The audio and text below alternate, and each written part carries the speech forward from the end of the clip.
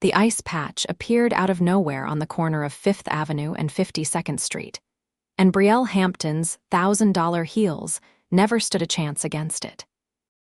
One moment, she was striding confidently toward her waiting town car, phone pressed to her ear as she discussed quarterly projections with her CFO. And the next, her feet were sliding out from under her in a graceless tumble that sent her designer handbag flying through the frigid February air. She barely had time to gasp before strong arms caught her mid-fall, steadying her against a solid chest that smelled faintly of sawdust and coffee. "Whoa, I've got you," a deep voice said near her ear. Brielle's heart hammered as she found her footing, looking up into the concerned face of a man who definitely didn't belong in this part of Manhattan. He wore a flannel jacket over a faded thermal shirt, work boots that had seen better days, and had flour dusting his dark hair. His eyes were a warm brown, crinkled at the corners with worry as he made sure she was steady before releasing her. "Are you okay?" he asked, already moving to retrieve her scattered belongings. "I'm fine," Brielle said automatically, her voice sharper than intended as adrenaline flooded her system. She watched him pick up her phone, her handbag, and the leather portfolio that had spilled confidential documents across the sidewalk. "Thank you for catching me." "No problem." He handed everything back to her carefully, his work-roughened hands gentle with her expensive things. That ice came out of nowhere. The sun must have melted some snow that refroze when the temperature dropped. Brielle accepted her belongings, acutely aware that people were staring. A homeless man on the corner watched with interest. A woman walking 3 tiny dogs had paused mid-stride. Her driver had finally noticed the commotion and was rushing toward them. "Miss Hampton, are you all right?" Marcus called out. "I'm fine," she repeated, then forced herself to look at her rescuer properly. "Thank you, really. I would have cracked my head open on the pavement if you hadn't caught me." "Glad I was here." He smiled, and it transformed his entire face from merely handsome to genuinely striking. "You should probably get those shoes looked at, though. The heel on the right one is cracked." Brielle glanced down and saw he was right. The delicate heel had fractured in the fall, leaving her listing slightly to one side. Perfect. She had a board meeting in 40 minutes. "Miss Hampton, we should go," Marcus said, touching her elbow. "Right." She looked back at the stranger. "Thank you again, Mr. Callum Foster." He was already backing away, clearly uncomfortable with the attention. "Take care, Miss Hampton." Before she could say anything else, he disappeared into the crowd, and Marcus was ushering her toward the car. As they pulled away from the curb, Brielle twisted to look back, but Callum Foster had vanished into the morning rush of Manhattan. She spent the drive to Hampton Industries, trying to focus on her phone call with her CFO, but her mind kept returning to those warm brown eyes and the feeling of being caught by someone who seemed completely unfazed by her name and reputation. It was disconcerting. Everyone knew who she was. At 32, she had turned her father's moderately successful real estate company into a billion-dollar empire spanning hotels, commercial properties, and luxury residences across 3 continents. People usually recognized her, or at least recognized the Hampton name. Callum Foster hadn't seemed impressed at all. The thought bothered her more than it should have as she limped into her building, stopping by her private quarters to change into spare shoes before the board meeting.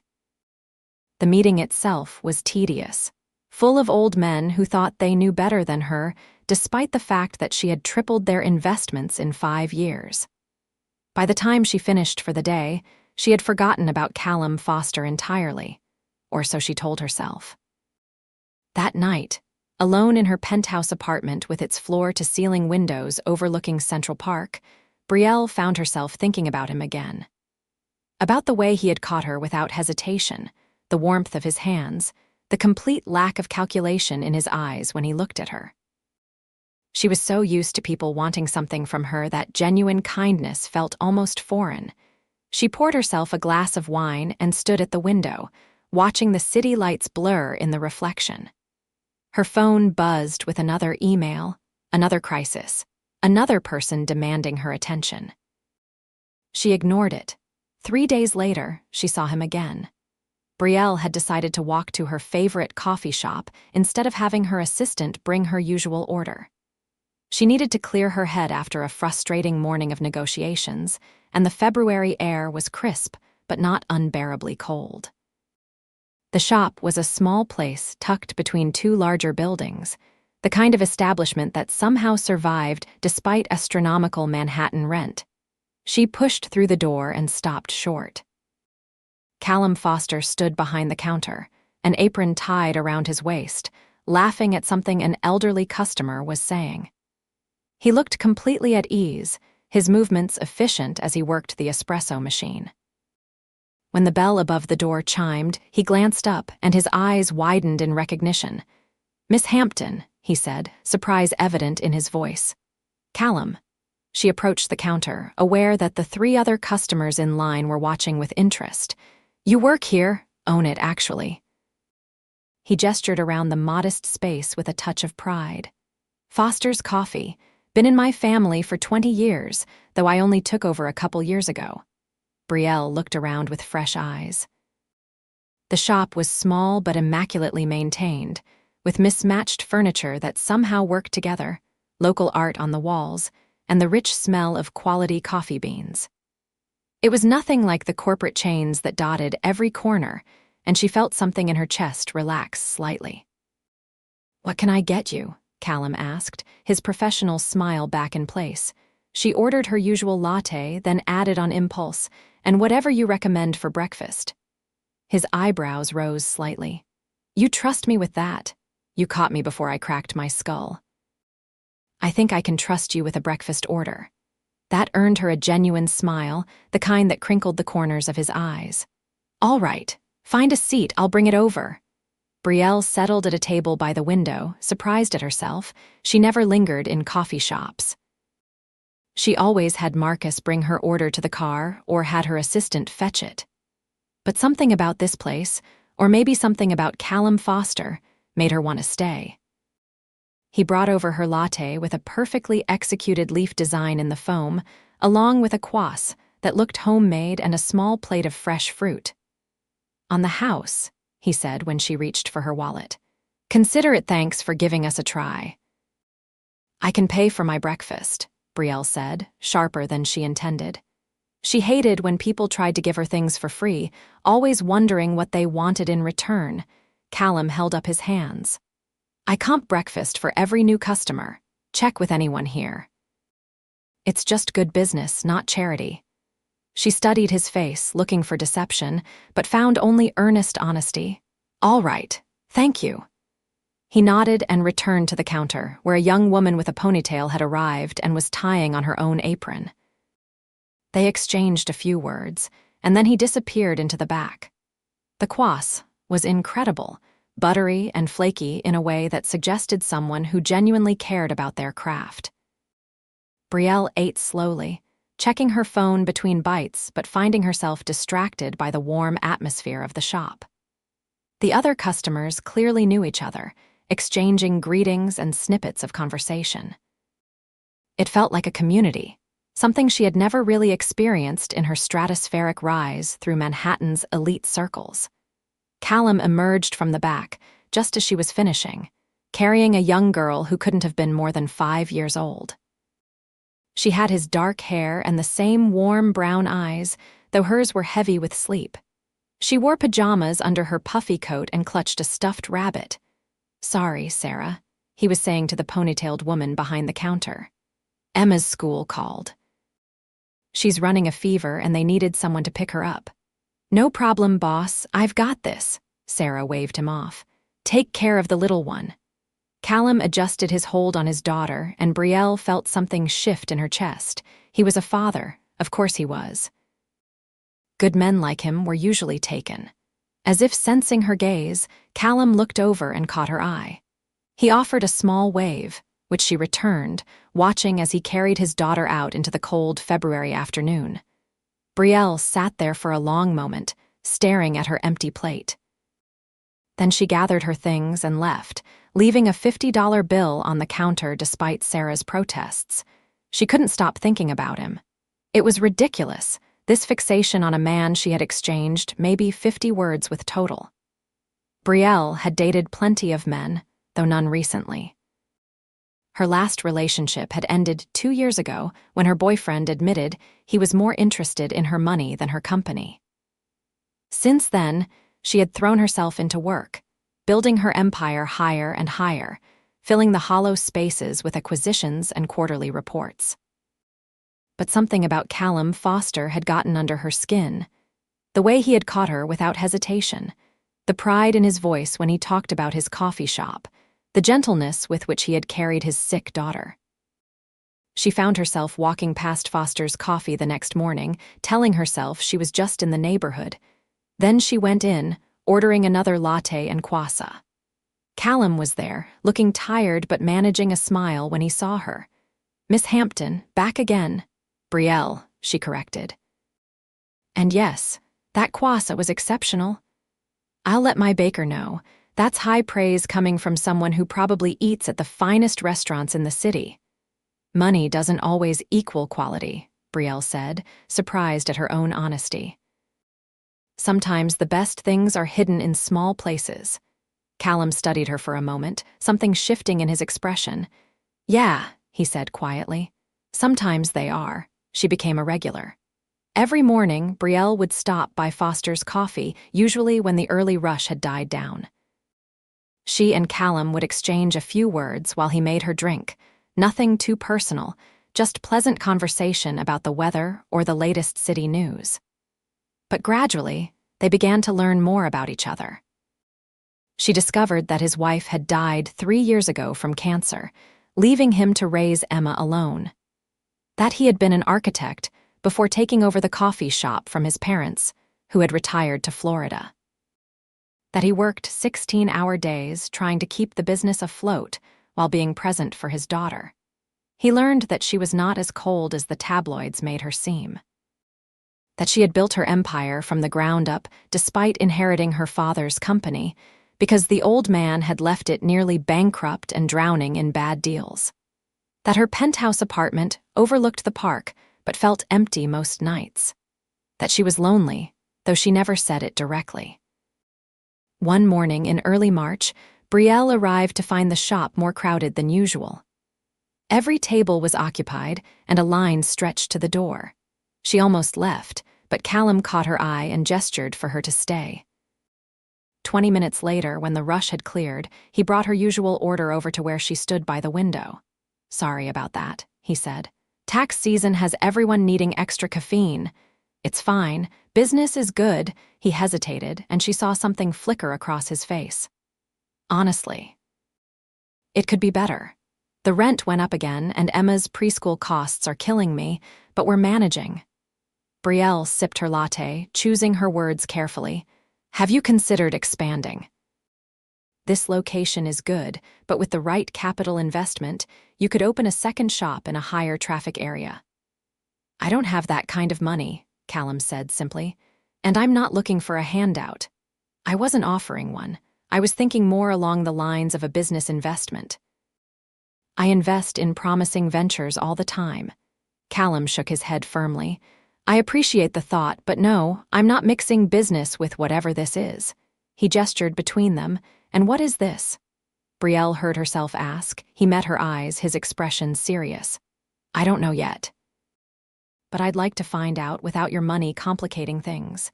Heat crept up Brielle's neck, and she looked away first. "All right, fair enough." "Emma's birthday is next week," Callum said after a moment. "She's turning 6. I'm taking her to the zoo that Saturday if you'd like to join us." Brielle's heart jumped. "You're inviting me to your daughter's birthday? Not the party. That's on Sunday with her friends, just the zoo trip on Saturday. Emma's been asking about the pretty lady who comes in every morning. I told her you were a friend." "Am I?" Brielle asked quietly. "Your friend?" Callum's smile was soft. "I'd like you to be, if you're interested." She was interested. More than she should be, probably more than was wise. But Brielle had built her empire on calculated risks, and something told her that Callum Foster was worth the gamble. "I'd love to," she said. "What time should I meet you?" That Saturday dawned clear and cold, with bright sunshine that made the lingering snow sparkle. Brielle dressed carefully in jeans and a cashmere sweater, clothes casual enough for a zoo trip, but still quality. She felt ridiculously nervous as she took a cab to the address Callum had given her, a modest apartment building in Queens. He was waiting outside with Emma, who wore a purple jacket and light-up sneakers. The little girl's eyes went wide when she saw Brielle emerge from the taxi. "You're really pretty," Emma announced. "Daddy said you were pretty, but you're really, really pretty." "Emma," Callum said, his ears turning red. "What did we talk about? Inside thoughts and outside thoughts," Emma recited dutifully. But that was an outside thought. Brielle laughed, surprising herself. She crouched down to Emma's level. "Thank you. I think you're very pretty too. I love your shoes." Emma stuck out one foot, making the lights flash. "They're my favorites. Do you want to see me jump?" "Maybe at the zoo," Callum interjected. "We should get going if we want to see the sea lions before it gets too crowded." The zoo was surprisingly wonderful. Brielle couldn't remember the last time she had done something purely for enjoyment, without any business agenda or social climbing. Emma was an enthusiastic guide, dragging them from exhibit to exhibit with endless energy. Her joy was infectious, and Brielle found herself laughing more than she had in months. Callum was a good father. Patient when Emma wanted to spend 20 minutes watching the penguins, attentive when she needed help reading the information plaques, gentle when she got tired and needed to be carried. Brielle watched him hoist his daughter onto his shoulders so she could see over the crowd at the giraffe enclosure and felt something warm unfurl in her chest. "Having fun?" he asked, catching her staring. "Yes," Brielle admitted. "More than I expected. Good. You looked like you needed a day off." "How would you know what I need?" Callum adjusted Emma on his shoulders. "You have the same look I had when I first took over the shop, like you're carrying the weight of the world and forgot how to put it down." The observation was too accurate, too close to the bone. Brielle looked away, watching the giraffes move with their odd grace. "I don't know how to put it down. The moment I stopped pushing, everything could fall apart. Or maybe it would be fine, and you'd discover you're more than your work." Before Brielle could respond, Emma announced she was hungry, and they relocated to the zoo's cafe. Emma chattered away about her favorite animals while consuming chicken nuggets and apple slices. Callum and Brielle exchanged glances over her head, small smiles that felt intimate despite the public setting. "Thank you for coming," Callum said later as they walked toward the exit. Emma was drowsing on his shoulder, exhausted from the day's adventures. It meant a lot to Emma, and to me. "Thank you for inviting me," Brielle said. "I can't remember the last time I had a day like this." They stood at the zoo entrance, the afternoon sun slanting golden across the pavement. People streamed past them, families and couples and tourists, everyone caught up in their own worlds. Callum shifted Emma's weight and looked at Brielle with an expression she couldn't quite read. "Would you like to get dinner sometime?" he asked. "Just the two of us," Brielle's heart hammered. "Like a date." "Yeah, like a date." She should say no. Getting involved with someone like Callum was complicated. They came from completely different worlds. He had a daughter to think about. Her schedule was insane. There were 1,000 reasons to decline. "I'd like that," Brielle heard herself say. Callum's smile was brilliant. "Good, I'll call you." He did call, 3 days later, and they made plans for Friday night. Brielle found herself obsessing over what to wear, which was absurd. She had attended galas with celebrities and heads of state without breaking a sweat, but a dinner date with a coffee shop owner had her trying on 6 different outfits. She finally settled on a simple black dress, elegant without being ostentatious. Callum picked her up in a beat-up Honda that probably had 200,000 miles on it, and if he was embarrassed by the disparity between their circumstances, he didn't show it. "You look beautiful," he said, and the sincerity in his voice made her blush. "You clean up pretty well yourself." He did. Callum wore slacks and a button-down shirt that brought out the warmth in his eyes. He had shaved, and his hair was neatly combed, and Brielle wanted to reach out and touch him with an intensity that surprised her. He took her to a small Italian restaurant in Brooklyn, the kind of place with checkered tablecloths and candles in wine bottles. It was nothing like the Michelin-starred establishments Brielle usually frequented, but the food was incredible, and the atmosphere was warm. More importantly, they could actually talk without being interrupted every 5 minutes by people wanting to network or get her attention. "Tell me about architecture," Brielle said over pasta that melted in her mouth. "Why did you give it up?" Callum twirled his fork thoughtfully. "I didn't want to, but my dad had a stroke right after my wife died. My mom couldn't run the shop alone, and Emma needed stability. Architecture is demanding, lots of late nights and travel. The coffee shop has regular hours, and I can bring Emma with me if I need to. Do you miss it?" "Sometimes." "I loved designing buildings, creating spaces that people would use and enjoy. But I love being present for Emma more. She's only going to be little once." Brielle felt a pang of something that might have been envy. Her own father had never prioritized her over his business. She had spent her childhood raised by nannies and boarding schools, seeing her parents maybe once a month. Even now, her father called more often to discuss business than to ask how she was doing. "That's admirable," she said quietly. "It's just being a parent." Callum reached across the table and took her hand. His palm was warm, calloused from work. "Tell me something real about you, not Brielle Hampton the billionaire. You." No one had asked her that in years. Brielle looked down at their joined hands, his fingers rough against her smooth skin. "I'm lonely," she admitted. "I have everything I'm supposed to want, but most nights I go home to an empty apartment and eat takeout while reviewing contracts. I haven't been on a real vacation in 4 years. I can't remember the last time someone touched me without wanting something." Callum's thumb stroked across her knuckles. "I don't want anything from you except your company." "Why?" the question burst out of her. "Why are you interested in me? You must know I'm terrible relationship material. I work 80-hour weeks. I'm controlling and demanding, and I don't know how to relax. You're also brilliant and beautiful and braver than you give yourself credit for," Callum said. "You caught yourself after falling, brushed off your expensive clothes, and went right back to work. You took time out of your insane schedule to have breakfast at my coffee shop every morning. You spent a Saturday at the zoo with a 6-year-old and didn't check your phone once.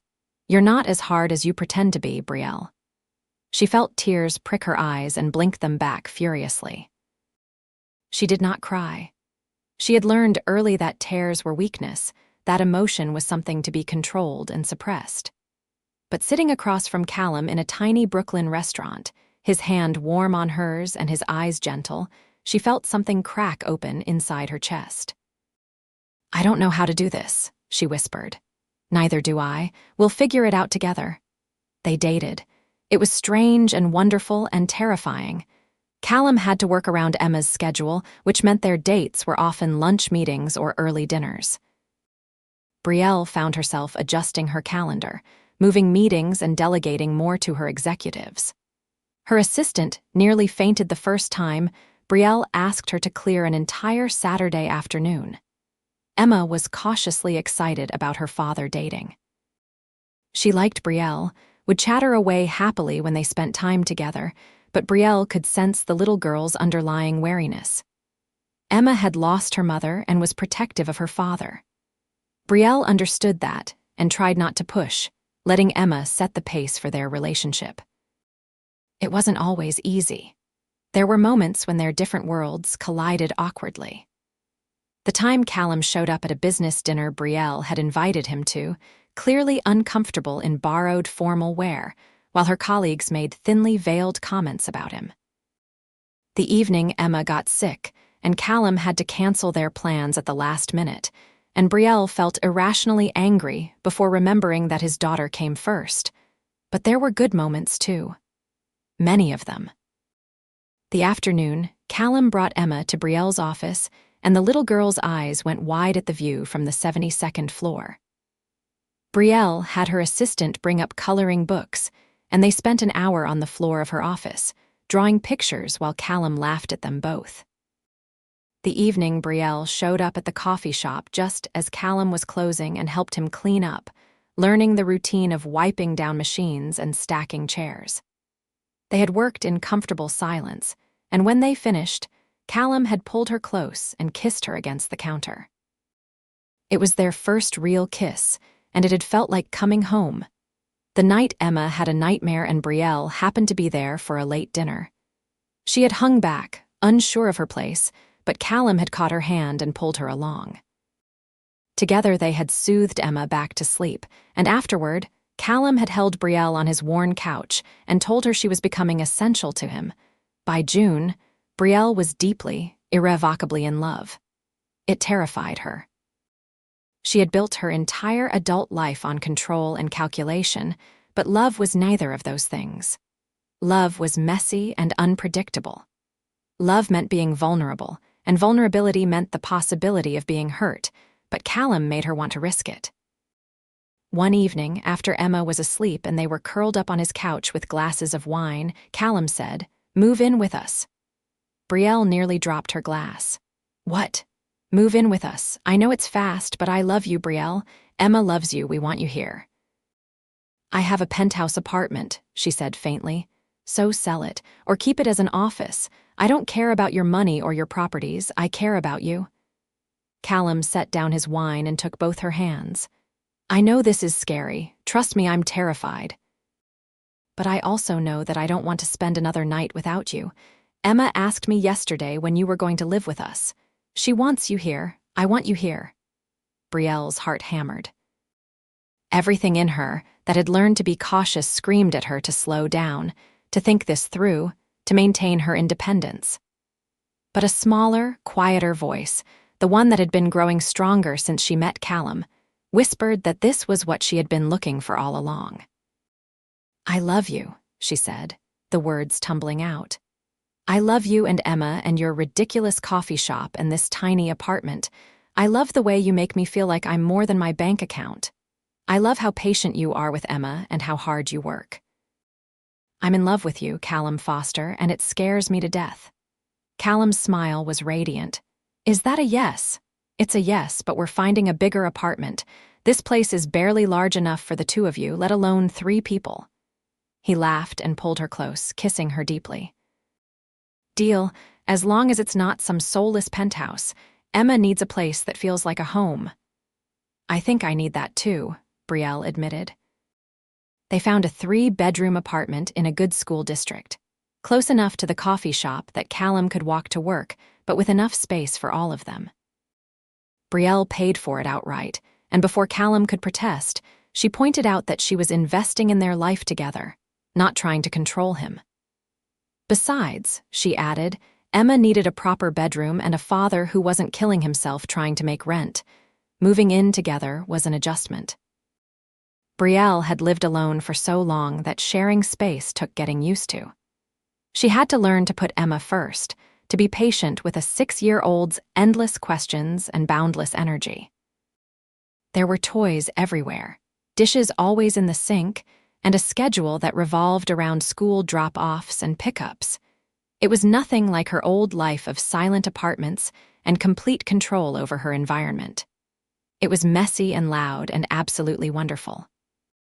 Emma adjusted to having Brielle around with a resilience that amazed her. The little girl started calling her Brielle without the formal miss in front of it. She would climb into Brielle's lap for stories, ask her to do her hair in the mornings, request her presence at school events. Slowly, carefully, they built their own relationship separate from Callum. One evening in September, 6 months after Brielle had moved in, Emma approached her while she was working at the dining room table. "Brielle," Emma said tentatively. "Yes, sweetie. Can I ask you something?" Brielle closed her laptop, giving Emma her full attention. "Of course." Emma twisted her hands together, a gesture Brielle recognized as nervousness. "Do you think you'll stay? Like forever stay?" Brielle's heart clenched. She got up and knelt in front of Emma, taking the little girl's hands. "Emma, I know you lost your mom, and that was really, really hard. I'm not trying to replace her, but I love you and your dad very much, and I'm not going anywhere. I want to be part of your family forever if you'll have me." Emma's eyes filled with tears. "Really? Really? You're stuck with me now." Emma launched herself into Brielle's arms, hugging her tightly. "Good, I love you too." Brielle held her, blinking back her own tears. She had never thought she wanted children, had always been too focused on her career to consider it. But Emma had wormed her way into her heart, and now Brielle couldn't imagine life without her. Callum found them like that, Emma in Brielle's arms, both of them teary. "Everything okay?" "Everything's perfect," Brielle said, meaning it with her whole heart. That Christmas, Brielle threw herself into celebrating with an enthusiasm that surprised everyone. She had always treated holidays as just another day, maybe taking a few hours off for appearances. But now she had a family, and Emma deserved magic. She helped Emma write a list for Santa, went with Callum to pick out a tree that barely fit in their living room, and spent evenings making cookies shaped like snowmen and reindeer. She bought more presents than any 6-year-old needed, ignoring Callum's protests that she was spoiling Emma. She had the money. Why shouldn't she use it to bring joy to the people she loved on Christmas morning? Emma's squeal of delight made every penny worth it. They spent the day in pajamas, playing with new toys and watching Christmas movies.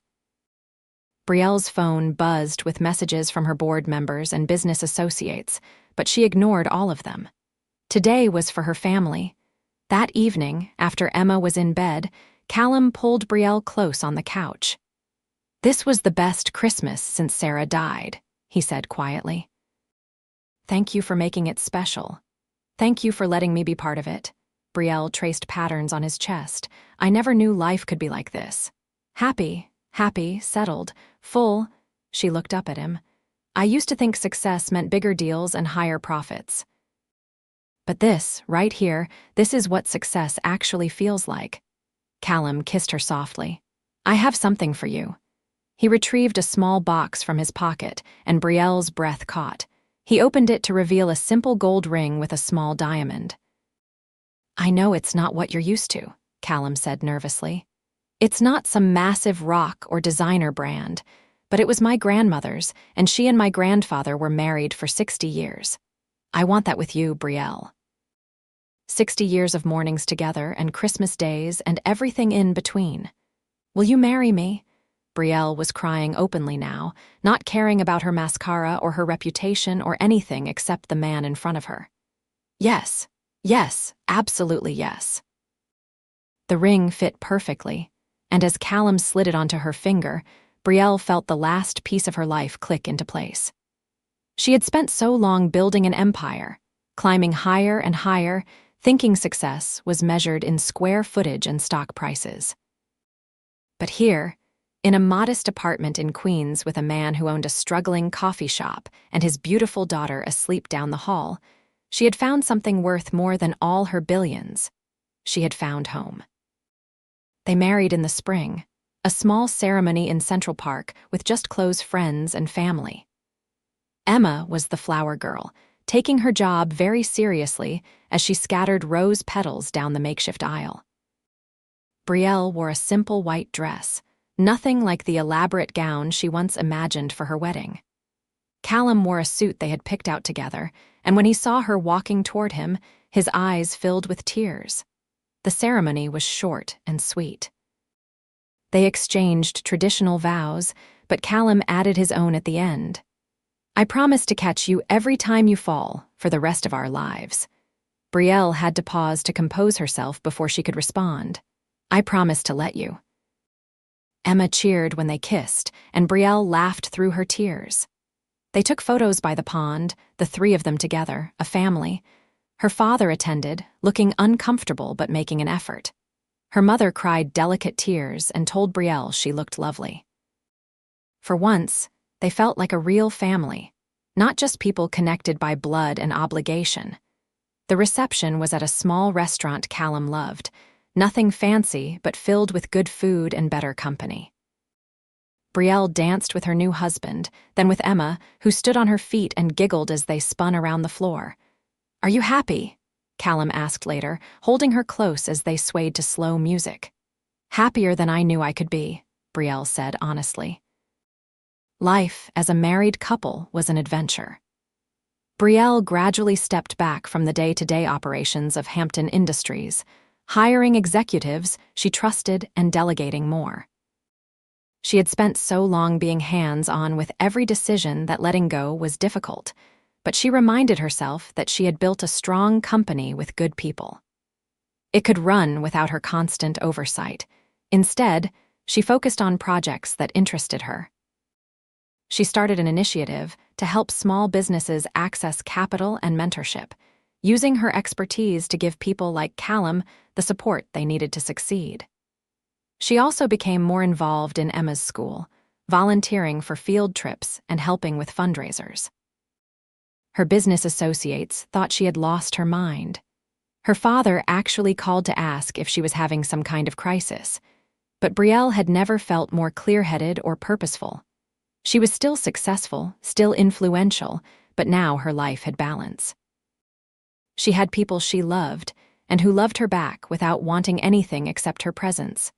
Callum's coffee shop began to thrive. Brielle helped him modernize his business practices without taking over, offering suggestions, but letting him make the final decisions. He expanded the food menu and started hosting local artists and musicians on weekend evenings. The shop became a neighborhood hub, exactly what Callum had always envisioned. Emma flourished too. She went from a cautious, sometimes sad little girl to a confident 7-year-old who loved school and had a core group of friends. She started calling Brielle Mom about 6 months after the wedding, testing it out tentatively at first, and then with more confidence when Brielle responded with love and enthusiasm. The first time Emma introduced her to a friend's parent as my mom, Brielle had to excuse herself to cry in the bathroom. Callum found her there, mascara running, and just held her while she sobbed out her joy. "You're a good mom," he told her. "The best mom Emma could ask for." "I never thought I could be this," Brielle admitted. "I never thought I could be soft enough, patient enough." "You were always soft underneath," Callum said. "You just needed people who made you feel safe enough to show it." 2 years into their marriage, Brielle realized she wanted another child. The thought surprised her.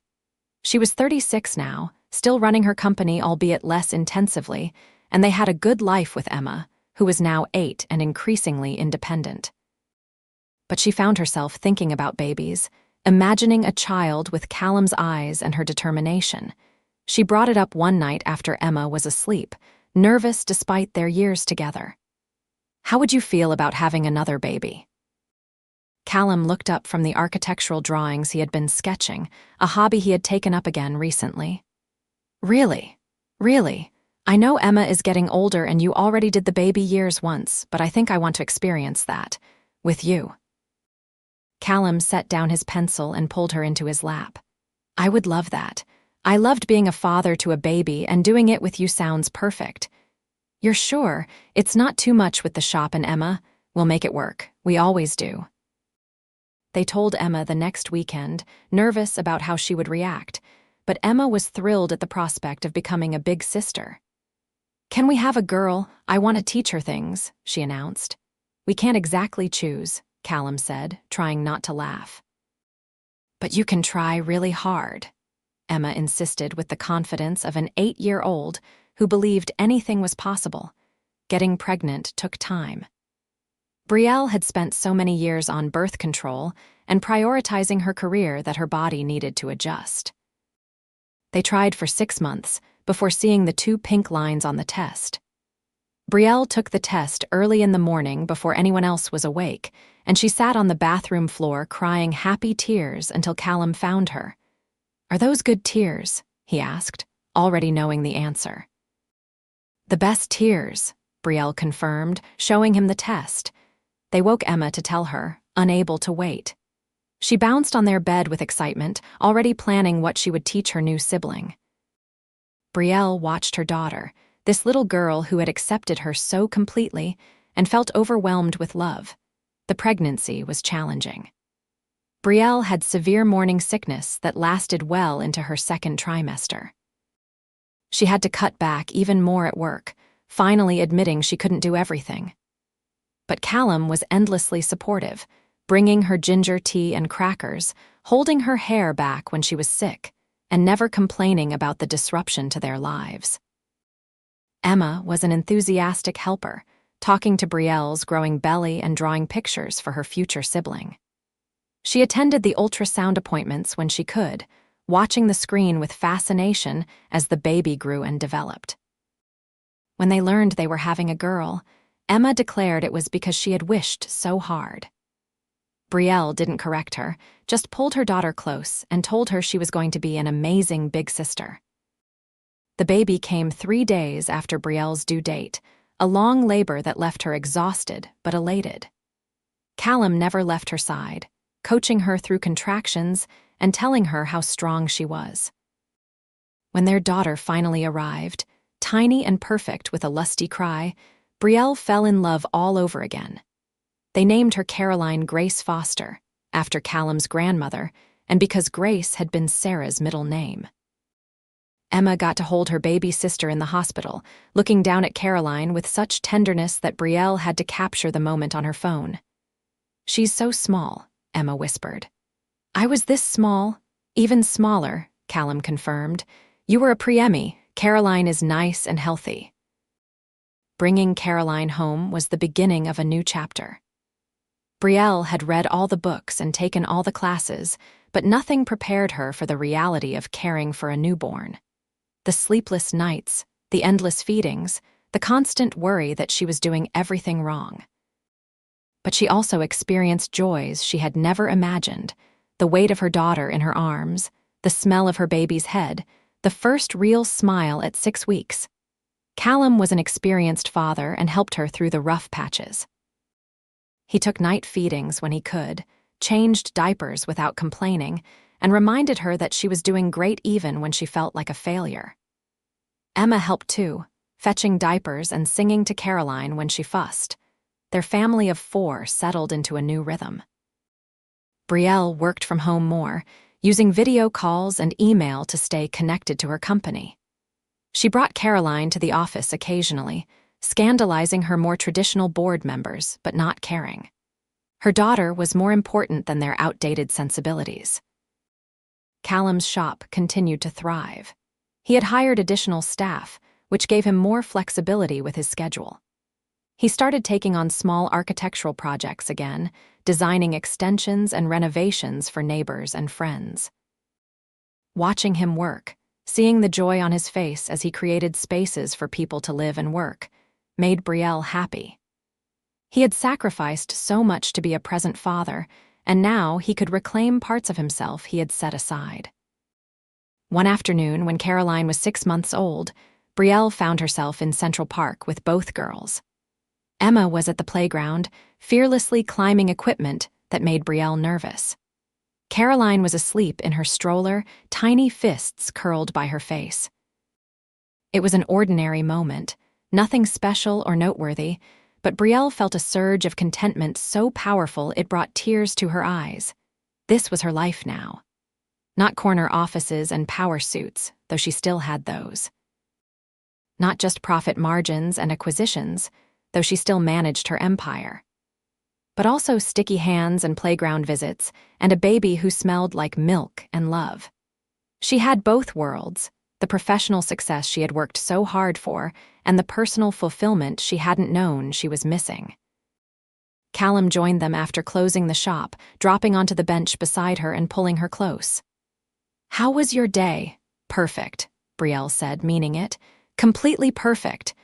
Emma ran over then, demanding that Daddy push her on the swings. Callum groaned dramatically but got up, and Brielle watched him push their daughter higher and higher, Emma's laughter ringing out across the park.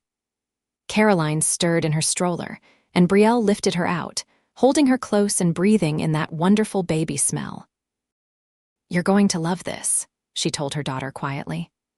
"Growing up with a dad who will always catch you, and a mom who will always fight for you, and a big sister who thinks you hung the moon. You're going to have everything I didn't, and I'm going to make sure you know how much you're loved." Caroline made a small sound and nestled closer, and Brielle felt her heart expand even more. That evening, after both girls were in bed, Brielle and Callum collapsed on the couch together. They were both exhausted, Caroline still waking twice a night and Emma requiring help with increasingly complex homework. But Callum pulled Brielle close, and she rested her head on his chest, listening to the steady beat of his heart. "Remember when you fell on the ice?" Callum said quietly. "How could I forget? You literally swept me off my feet," he chuckled. "I thought you were going to bite my head off. You looked so fierce." "I was terrified and embarrassed and trying not to show it." Brielle traced patterns on his chest. "I never imagined that falling on ice would lead to all this." "Best accident that ever happened to me, to us," Brielle corrected. "It happened to both of us." They sat in comfortable silence, the kind that only comes from years of knowing someone completely. Brielle thought about the woman she had been 3 years ago, all sharp edges and carefully maintained control. That woman would never have believed she could be this happy, this settled, this completely in love with an ordinary life. But that woman had never been caught by someone who saw past her money and reputation to the lonely person underneath. She had never been loved by a man who asked nothing of her except her presence and her heart. She had never experienced the fierce, overwhelming love of a child or the satisfaction of building a life rather than just a career. "What are you thinking about?" Callum asked. "How lucky I am. How you saved me in more ways than just catching me on the ice." "You saved yourself," Callum said. "You chose to keep coming back to the coffee shop. You chose to take a chance on me. You chose this life. I just gave you a reason to." "We saved each other then," Brielle said. "Deal, deal." The years that followed were full of ordinary magic. Emma grew into a confident, compassionate preteen who loved science and soccer. Caroline was a whirlwind of energy, keeping them all on their toes with her curiosity and fearlessness. Callum's architectural work expanded to full-time, with the coffee shop now managed by Sarah and a staff of people he trusted. Brielle continued running Hampton Industries, but with clear boundaries that protected her family time. They took family vacations, something Brielle had never experienced as a child. They went to the beach and built sandcastles. They visited national parks and hiked trails. They traveled to Europe and introduced the girls to different cultures. But they also treasured quiet weekends at home, movie nights and game nights, and lazy Sunday mornings. On their 5th wedding anniversary, Callum took Brielle back to the exact spot where they had met, that corner of 5th Avenue where she had slipped on ice and he had caught her. It was summer now, hot and sticky, no ice in sight. "Thank you," he said, taking her hands. "For what?" "For taking a chance on me, on us, for building this beautiful life with me." Brielle smiled, remembering the woman she had been, rushing to another meeting, phone pressed to her ear, completely disconnected from the world around her. "Thank you for catching me, in every way that matters." They kissed there on the corner, ignoring the people streaming past them. Brielle wore her grandmother's ring, now paired with a wedding band, and she had never felt more beautiful or more loved than she did in that moment. When they got home, Emma and Caroline ambushed them with handmade cards and a cake they had decorated themselves with Caroline's babysitter's help. The cake was lopsided and the frosting was everywhere, but it was the most beautiful thing Brielle had ever seen. "To our family," Callum toasted with sparkling cider in plastic cups. "To our family," everyone echoed. Later that night, with the girls asleep and the kitchen cleaned, Callum pulled Brielle out onto their small balcony. The city spread out before them, millions of lights in the darkness. Somewhere out there was her penthouse apartment, sold years ago to someone who probably appreciated the view more than she ever had. Somewhere was her father's company, now fully hers, but no longer the center of her universe. Somewhere were all the pieces of her old life, the one before Callum Foster caught her falling and changed everything. "Any regrets?" Callum asked. Brielle thought about everything she had given up. The constant adrenaline rush of closing deals. The power that came with being feared and respected in equal measure. the simplicity of a life with no emotional complications. Then she thought about Emma's laugh and Caroline's tiny hand in hers. She thought about lazy mornings with Callum and family dinners around their table. She thought about love that asked nothing except to be returned. "Not a single one," she said. "You, never." Callum pulled her close, and they stood there together, watching their city breathe and glow beneath the stars. Brielle rested her head on her husband's shoulder and closed her eyes, feeling the steady rise and fall of his breathing, hearing the distant sounds of the city, smelling the summer air. This moment, this ordinary, perfect moment, was worth more than all the billions in her accounts. She had spent so long climbing, reaching, striving for more. And then she had fallen, literally and figuratively, and discovered that sometimes the best things in life weren't at the top of the mountain. Sometimes they were in the arms of the person who caught you and refused to let you fall alone. Sometimes love found you on an icy sidewalk, in the strong arms of a struggling father who saw you as more than your bank balance. Sometimes love was messy and complicated and required sacrifice. But it was also the best investment Brielle had ever made, and the returns were immeasurable. Years later, when Caroline was in elementary school and Emma was preparing for college, Brielle would sometimes take out her old designer heels, the ones with the cracked heel from that fateful day. She kept them in her closet, a reminder of where her real life had begun. Not in boardrooms or at galas, but on a cold February morning when she had slipped on ice and been caught by the man who would become her everything. Callum would catch her looking at them sometimes and smile, knowing exactly what she was thinking. And Brielle would smile back, grateful every single day for that patch of ice, for being vulnerable enough to fall, and for being brave enough to let herself be caught. Their love story wasn't the one she had imagined for herself. It was better. It was real and messy and absolutely perfect. And every time Callum pulled her close, every time her daughters hugged her tight, every time she walked into their home and felt that rush of belonging, Brielle knew she had found something more valuable than all the wealth in the world. She had found love. She had found family. She had found herself. And it had all started with a fall and a catch and a man who saw past her armor to the woman underneath, who just wanted to be loved for who she was, not what she had. The end of their story was really just the continuation of their life together, a life filled with ordinary moments that felt extraordinary because they were shared. Brielle Hampton Foster was still a billionaire, still powerful and successful, but now she was so much more. She was a wife, a mother, a woman who had learned that strength came not from standing alone at the top, but from being part of something bigger than herself. And every single day, through good times and challenging ones, through milestones and mundane moments, Callum Foster kept his wedding day promise. He caught her every time she fell, and she let him, trusting in the love they had built together, one coffee, one conversation, one shared moment at a time. Their daughters grew up knowing they were deeply loved by parents who chose each other every single day. Emma went on to become a pediatrician, carrying forward her mother's compassion and her father's steady presence. Caroline followed her father into architecture, designing spaces that brought people together.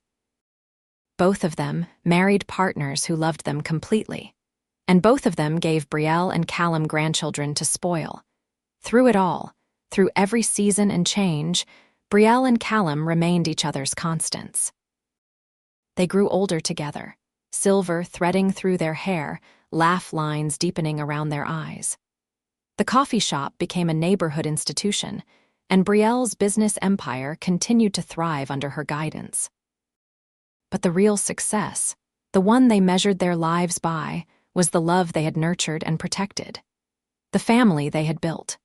The life they had created from a chance encounter on an icy sidewalk.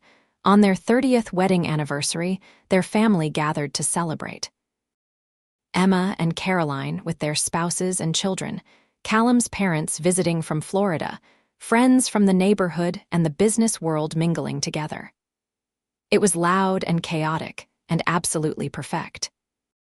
Callum pulled Brielle aside at one point, away from the crowd, out onto the same balcony where they had stood so many years ago. "Happy?" he asked, the same question he had asked her dozens of times over the years. "Happier than I ever dreamed possible," Brielle answered, the same response she always gave because it was always true. He kissed her then, soft and sweet and full of 30 years of shared history and infinite future. And Brielle kissed him back, grateful beyond words for the fall that had led her to him, for the catch that had saved her, and for the love that had transformed her from a lonely billionaire into a woman who had everything that truly mattered. Their story, which had begun with ice and fear and unexpected connection, had become something beautiful and lasting. A testament to the truth that sometimes the best things in life come not from climbing higher, but from falling and allowing yourself to be caught by someone who will never let you go. And so they stood together, surrounded by the family they had created and the love they had built, proof that fairy tales could be real if you were brave enough to fall and lucky enough to land in the arms of someone who would catch you forever.